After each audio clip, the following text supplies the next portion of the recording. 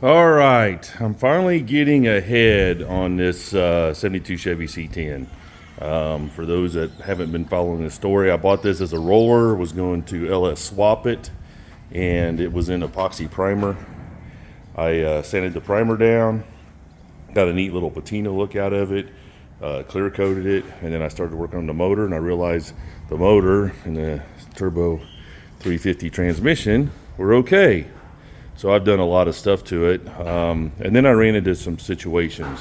So truck's running great. I wasn't having any problems with it. I put a tachometer in. I mounted it here. I had totally rewired this with the American Auto Wire kit, and it had a tack wire for it. So I ran the tack wire, ran the grounds, ran the lights, did everything you're supposed to do. Had a tack mounted. Shortly after I mounted that tack, not knowing it might have been related, I started having a bog, and it wasn't predictable, and it was weird, and it would do it like when I would put a load on it, and so I took the carburetor apart, had some dirt in the carburetor, proceeded to work on the carburetor for a long time. Actually mine's got a Edelbrock 1405. I borrowed a 1406 and was going to replace it just to see if I could eliminate the bog, and realized, okay, I might be having a distributor problem. So I replaced the coils, and I replaced the module, which probably didn't need to do that, but I did, and didn't really mitigate the problem. So see if I get this hood open. So in the middle of all of that, of having the carburetor apart and everything, one of the times I mounted this, and oh, by the way, I did add a filter with a bypass, so I added a hose all the way back to the back, so now I have a bypass for the carburetor. I set the fuel pressure, kind of using this thumb screw and fuel pressure gauge, which I have since taken off. So idle fuel pressure is, I don't know, 3.5, 4 pounds. It will jump up to just under 5 pounds under acceleration. Thing runs great. Anyway, I caught it on fire, so I ended up replacing the whole distributor, got the carburetor out, redid everything, and lo and behold, the bog was there. So it was like, that's weird. And then I lost another coil, one of my new ones. It lasted 15 minutes. So now I'm getting really frustrated. It's like, man, I know this wire, the wiring's right. It's very straightforward and basic. And I posted a video up, and somebody suggested that, hey, do you have an aftermarket tack on there? I went down to AutoZone and bought a tack. Matter of fact, I think it's laying over here.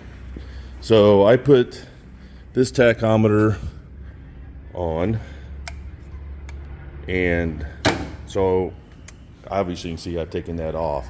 Since I've taken that off, no problems, no bogging, everything runs great. It actually runs a little bit better because I've got new plugs, new wires, new everything. So it wasn't terrible, but I did that. So then I went through this whole brake system.